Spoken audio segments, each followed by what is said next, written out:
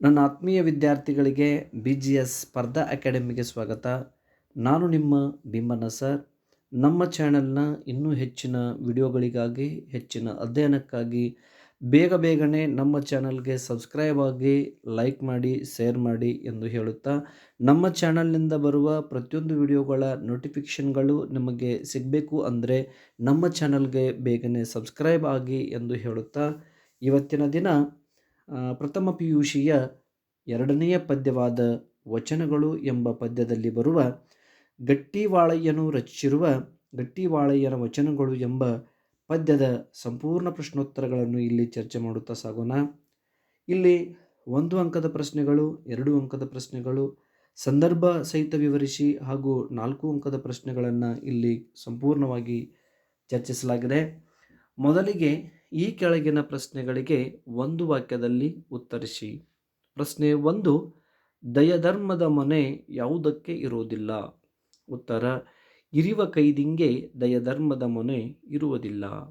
ಪ್ರಶ್ನೆ 2, ತಪವನ್ನು ಗಟ್ಟಿವಾಳಯ್ಯ ಏನೆಂದು ಕರೆಯುತ್ತಾನೆ? ಉತ್ತರ, ತಪವನ್ನು ಬಂಧನವೆಂದು ಗಟ್ಟಿವಾಳಯ್ಯ ಕರೆಯುತ್ತಾನೆ. ಪ್ರಶ್ನೆ 3, ನಗೆಗೆ ಈಡಾಗುವುದು ಯಾವುದು? ಉತ್ತರ, ಕಟ್ಟಿನ ವ್ರತದ ಭಾಷೆಯು ನಗೆಗೆ ಈಡಾಗುವುದು.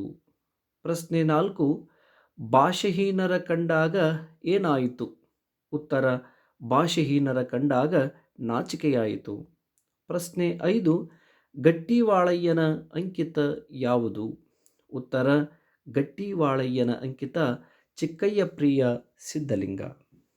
ಇನ್ನು ಮುಂದೆ ಈ ಕೆಳಗಿನ ಪ್ರಶ್ನೆಗಳಿಗೆ 2-3 ವಾಕ್ಯಗಳಲ್ಲಿ ಉತ್ತರಿಸಿ. ಪ್ರಶ್ನೆ 1, ಕೈದು ಕಾಳೋರಗಗಳಿಗೆ ಏನೇನು ಇರುವುದಿಲ್ಲ? ಉತ್ತರ, ಇರಿವ ಕೈದಿಂಗೆ ಧರ್ಮದ ಮೊನೆ ಇರುವುದಿಲ್ಲ. ಕಾಳೋರಗಗಳಿಗೆ ದವಡೆಯಲ್ಲಿ ಅಮೃತದ ಸುದೆ ಇರುವುದಿಲ್ಲ. ಪ್ರಶ್ನೆ 2, ತಗಹು ಸೂತಕಗಳು ಯಾವುವು? ಉತ್ತರ, ನೇಮವೆಂಬುದು ತಗಹು, ಶೀಲವೆಂಬುದು ಸೂತಕ. ಪ್ರಶ್ನೆ 3, ತನುಮನಧನಗಳನ್ನು ಮರೆಯಬೇಕೆಂದು ಏನನ್ನು ತೋರುತ್ತಾರೆ? ಉತ್ತರ, ತನು ಮರೆಯಬೇಕೆಂದು ಗುರುವನ್ನು, ಮನ ಮರೆಯಬೇಕೆಂದು ಲಿಂಗವನ್ನು, ಧನ ಮರೆಯಬೇಕೆಂದು ಜಂಗಮವನ್ನು ತೋರುತ್ತಾರೆ. ಇನ್ನು ಮುಂದೆ ಈ ಕೆಳಗಿನ ಪ್ರಶ್ನೆಗಳಿಗೆ ಸಂದರ್ಭ ಸಹಿತ ಸ್ವಾರಸ್ಯ ಬರೆಯಿರಿ. ಪ್ರಶ್ನೆ 1, ವೇಷಧಾರಿಗಳೆಲ್ಲ ನಿಮ್ಮ ಕೂಟಕ್ಕೆ ಹೊರಗು. ಆಯ್ಕೆ ಹೀಗಿದೆ. ಪ್ರಸ್ತುತ ಈ ಮೇಲಿನ ವಾಕ್ಯವನ್ನು ಗಟ್ಟಿವಾಳಯ್ಯನು ರಚಿಸಿದ ಗಟ್ಟಿವಾಳಯ್ಯನ ವಚನಗಳು ಎಂಬ ಪದ್ಯಭಾಗದಿಂದ ಆಯ್ದುಕೊಳ್ಳಲಾಗಿದೆ. ಸಂದರ್ಭ ಹೀಗಿದೆ. ಕೊಲ್ಲುವ ಆಯುಧಕ್ಕೆ ದಯಧರ್ಮದ ಮೊನೆ ಇರುವುದಿಲ್ಲವೋ ಹಾಗೆ ಕಚ್ಚುವ ಕಾಳಿಂಗ ಸರ್ಪದ ಹಲ್ಲುಗಳಲ್ಲಿ ಅಮೃತದ ಸುದೆ ಇರುವುದಿಲ್ಲ. ಹಾಗೆ ಗುಂಪುಗೂಡಿ ಸಮಯವನ್ನು ವ್ಯರ್ಥ ಮಾಡುವವರು ಪರಶಿವನನ್ನು ಕಾಣಲು ಸಾಧ್ಯವಿಲ್ಲ. ಅಂಥವರನ್ನು ಕಂಡರೆ ಮಾತನಾಡಿಸಬೇಕೆಂಬ ಇಚ್ಛೆ ಕೂಡ ಆಗುವುದಿಲ್ಲ. ಇಂಥ ವೇಷಧಾರಿಗಳು ಶಿವಶರಣರ ಗುಂಪಿನಿಂದ ಹೊರಗಿರುತ್ತಾರೆ ಎಂದು ಗಟ್ಟಿವಾಳಯ್ಯನು ತಿಳಿಸುವ ಈ ವಚನದ ಸಾಲುಗಳು ಇಲ್ಲಿ ಸಂದರ್ಭವಾಗಿವೆ. ಸ್ವಾರಸ್ಯ ಹೀಗಿದೆ. ಡಾಂಬಿಕ ಭಕ್ತರು ಸಮಯವನ್ನು ವ್ಯರ್ಥ ಮಾಡುವಂಥವರು. ಅಂಥವರಲ್ಲಿ ಅರಿವು, ಆಚಾರ, ಮನಶುದ್ಧಿ, ನಿರ್ಮಲವಾದ ಭಕ್ತಿ ಇವು ಇರಲು ಸಾಧ್ಯವಿಲ್ಲ. ಅವರ ಗುಣ ಸ್ವಭಾವಗಳು ಕೊಲ್ಲುವ ಆಯುಧವಿದ್ದಂತೆ, ಕಚ್ಚುವ ಕಾಳಿಂಗ ಸರ್ಪದ ವಿಷವಿದ್ದಂತೆ. ಭಕ್ತನೆಂದು ವೇಷ ಧರಿಸಿಕೊಂಡು ತಿರುಗುವ ಡಾಂಬಿಕ ಭಕ್ತನು ಎಂದಿಗೂ ಪರಶಿವನ ಭಕ್ತ ಸಮೂಹವನ್ನು ಕೂಡಲು ಸಾಧ್ಯವಿಲ್ಲ. ಇಂಥ ಡಾಂಬಿಕ ಭಕ್ತರನ್ನು ಕಂಡರೆ ನನಗೆ ನಾಚಿಕೆ ಆಗುತ್ತದೆ. ಆತ್ಮೀಯವಾಗಿ ಅವರ ಜೊತೆಗೆ ಒಂದೆರಡು ಮಾತುಗಳನ್ನಾಡಬೇಕೆಂದು ಕೂಡ ಅನಿಸುವುದಿಲ್ಲ. ಚಿಕ್ಕಯ್ಯಪ್ರಿಯ ಸಿದ್ಧಲಿಂಗ. ಇಲ್ಲ ಎಂಬ ಗಟ್ಟಿವಾಳಯ್ಯನ ವಚನಗಳ ಈ ಸಾಲುಗಳು ತುಂಬ ಸ್ವಾರಸ್ಯಪೂರ್ಣವಾಗಿ ಬಂದಿವೆ. ಪ್ರಶ್ನೆ 2, ಶೀಲವೆಂಬುದು ಸೂತಕ. ಆಯ್ಕೆ ಮೇಲಿನ ಆಯ್ಕೆಯಂತೆ ಎಲ್ಲ ಕಡೆ ಬಳಸಬೇಕು.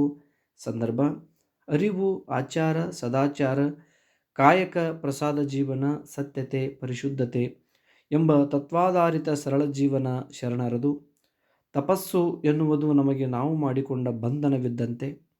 ಶೀಲವೆಂಬುದು ನಮಗೆ ನಾವು ತಿಳಿದುಕೊಂಡ ಸೂತಕದಂತೆ.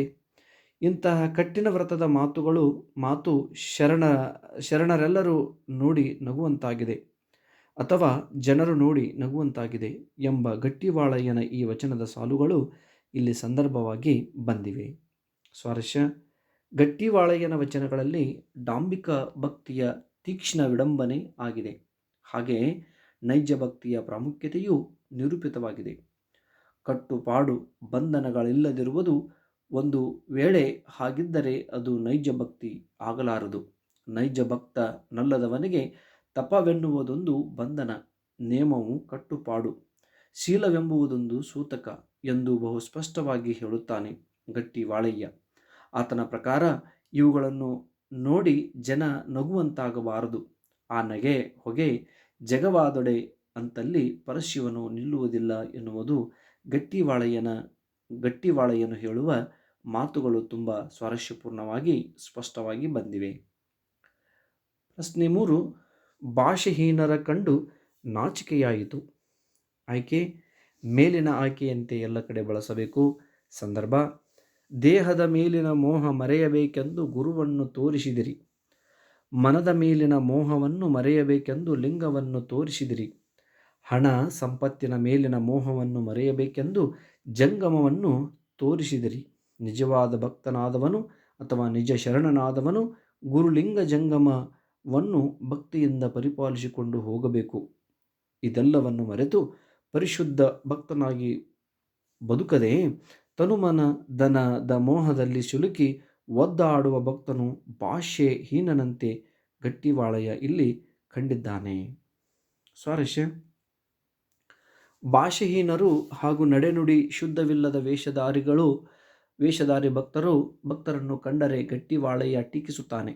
ಗುರು ಬೋಧಿಸಿದ ಗುರುಲಿಂಗ ಜಂಗಮದ ಮಹತ್ವವನ್ನು ಮರೆತು ತನುಮನ ದನದ ವ್ಯಾಮೋಹದಲ್ಲಿ ಬದುಕುವ ಭಕ್ತರನ್ನು ಗಟ್ಟಿವಾಳಯ್ಯನು ವಚನಭ್ರಷ್ಟರು ಎಂದು ಕರೆದಿದ್ದಾನೆ.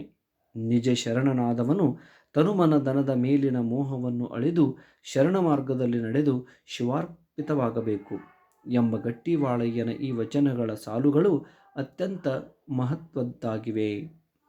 ಇನ್ನು ಮುಂದೆ ಈ ಕೆಳಗಿನ ಪ್ರಶ್ನೆಗಳಿಗೆ 5-6 ವಾಕ್ಯದಲ್ಲಿ ಉತ್ತರಿಸಿ. ಪ್ರಶ್ನೆ 1. ಗಟ್ಟಿವಾಳಯ್ಯನು ವೇಷಧಾರಿಗಳನ್ನು ಕೂಟದಿಂದ ಹೊರಗು ಎನ್ನಲು ಕಾರಣಗಳೇನು? ಉತ್ತರ: ಗಟ್ಟಿವಾಳಯ್ಯನ ದೃಷ್ಟಿಕೋನದಲ್ಲಿ ವೇಷಧಾರಿಗಳು ನಿಜವಾದ ಭಕ್ತರಲ್ಲ. ಡಾಂಬಿಕ ಭಕ್ತರ ಬಂಡತನವೇ ಅವರ ಮೂಲ ಭಕ್ತಿಯ ತಳಹದಿ ಆಗಿರುತ್ತದೆ. ಭಕ್ತರೆಂದು ವೇಷ ಧರಿಸಿಕೊಂಡು ಕೂಟವ ಕೂಡಿಕೊಂಡು ಸಮಯವನ್ನು ಹಾಳು ಮಾಡುವರೇ ವಿನಃ ಅವರು ಪರಶಿವನನ್ನು ಮೆಚ್ಚಿಸುವಂತಹ ನೈಜ ಭಕ್ತರಾಗಲು ಸಾಧ್ಯವಿಲ್ಲ. ಅಂತಹ ಭಕ್ತರು ದಯಧರ್ಮವಿಲ್ಲದ ಆಯುಧವಿದ್ದಂತೆ, ಬಾಯಿಯಲ್ಲಿ ವಿಷ ತುಂಬಿಕೊಂಡಿರುವ ಕಾಳಿಂಗ ಸರ್ಪದಂತೆ. ಅವರು ಶಿವಭಕ್ತ ಸಮೂಹದಿಂದ ಯಾವಾಗಲೂ ಹೊರಗಿರುವಂಥವರು ಎಂದು ಗಟ್ಟಿವಾಳಯ್ಯನು ವೇಷಧಾರಿಗಳನ್ನು ಟೀಕಿಸಿದ್ದಾನೆ. 2ನೇ ಪ್ರಶ್ನೆ: ವ್ರತಗಳನ್ನು ಕುರಿತು ಗಟ್ಟಿವಾಳಯ್ಯನ ನಿಲುವೇನು?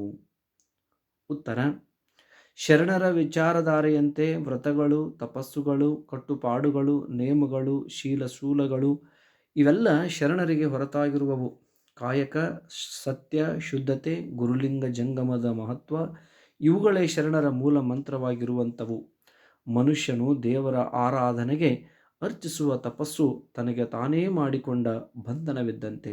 ಹಾಗೆ ಮನುಷ್ಯನು ಆಚರಿಸುವ ವ್ರತಗಳು ತನಗೆ ತಾನೇ ಮಾಡಿಕೊಂಡ ಕಟ್ಟುಪಾಡುಗಳಿದ್ದಂತೆ. ಅಲ್ಲದೆ ಶೀಲವೆಂಬುದು ತಾನು ಮಾಡಿಕೊಂಡ ಸೂತಕದಂತೆ. ಇಂಥ ಕಟ್ಟುಪಾಡಿನಲ್ಲಿ ಬದುಕುವವರನ್ನು ಕಂಡರೆ ನೋಡಿ ನಗುವಂತಾಗಿದೆ. ಇಂಥ ನಗೆಯ ಹೊಗೆ ಜಗದ ತುಂಬೆಲ್ಲ ಪಸರಿಸಿದರೆ ಅಂತಲ್ಲಿ ಪರಶಿವನು ಇರಲು ಸಾಧ್ಯವಿಲ್ಲ ಎಂಬುದು ಈ ವಚನದ ಸಾರವಾಗಿದೆ. ಪ್ರಶ್ನೆ 3. ಗಟ್ಟಿವಾಳಯ್ಯನ ವಚನಗಳ ಆಶಯಗಳೇನು?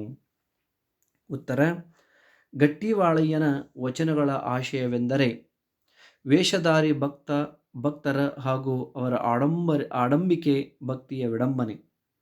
ದಯಧರ್ಮವಿಲ್ಲದವರು ಯಾವತ್ತೂ ಭಕ್ತರಾಗಲು ಸಾಧ್ಯವಿಲ್ಲ ಎಂಬುದು ತನ್ನ ವಚನದ ಮೂಲಕ ಸ್ಪಷ್ಟಪಡಿಸಿದ್ದಾನೆ. ವೇಷಧಾರಿಗಳೆಲ್ಲರೂ ಕೂಟವನ್ನು ಕೂಡಿ ಸಮಯವನ್ನು ಕಳೆದರೆ ಅವರು ನೈಜ ಭಕ್ತರಾಗಲು ಸಾಧ್ಯವಿಲ್ಲ. ನೈಜ ಭಕ್ತಿಗೆ ಯಾವುದೇ ಕಟ್ಟುಪಾಡುಗಳಿಲ್ಲ, ಯಾವುದೇ ವ್ರತಗಳಿಲ್ಲ, ಯಾವುದೇ ಬಂಧನಗಳಿಲ್ಲ. ಅಂಥವುಗಳನ್ನು ಆಚರಿಸುವ ಭಕ್ತನು ಅವನೊಬ್ಬ ಆಡಂಬರದ ಭಕ್ತನಾಗಿರುತ್ತಾನೆ. ಭಕ್ತನಾದವನು ತನುಮನ ದನದ ಮೋಹವನ್ನು ಮರೆತು ಗುರುಲಿಂಗ ಜಂಗಮರ ಸೇವೆಯನ್ನು ಪರಿಪಾಲಿಸಬೇಕು. ಇಂತಹ ಗುರುಲಿಂಗ ಜಂಗಮರ ಸೇವೆಯನ್ನು ಮರೆತು ಬದುಕುವವನು ಭಾಷೆಹೀನನಂತೆ ಕಂಡಿದ್ದಾನೆ ಗಟ್ಟಿವಾಳೆಯನ ದೃಷ್ಟಿಕೋನದಲ್ಲಿ ಎಂಬುದು ಅವನ ಈ ವಚನಗಳ ಆಶಯ ಭಾವವಾಗಿದೆ. ಓಕೆ, ಆತ್ಮೀಯ ವಿದ್ಯಾರ್ಥಿಗಳಿಗೆ ಧನ್ಯವಾದಗಳು. ಏನಾದರೂ ನಿಮ್ಮಲ್ಲಿ ಡೌಟ್ಸ್ಗಳಿದ್ದರೆ ಅಥವಾ ಏನಾದರೂ ಸಲಹೆ ಸೂಚನೆಗಳಿದ್ದರೆ ಕಮೆಂಟ್ ಬಾಕ್ಸ್ನಲ್ಲಿ ಹಾಕಿ ಎಂದು ಹೇಳುತ್ತಾ, ಭೀಮಣ್ಣ ಸರ್, ಸ್ಪರ್ಧಾ ಅಕಾಡೆಮಿ. ಧನ್ಯವಾದಗಳು.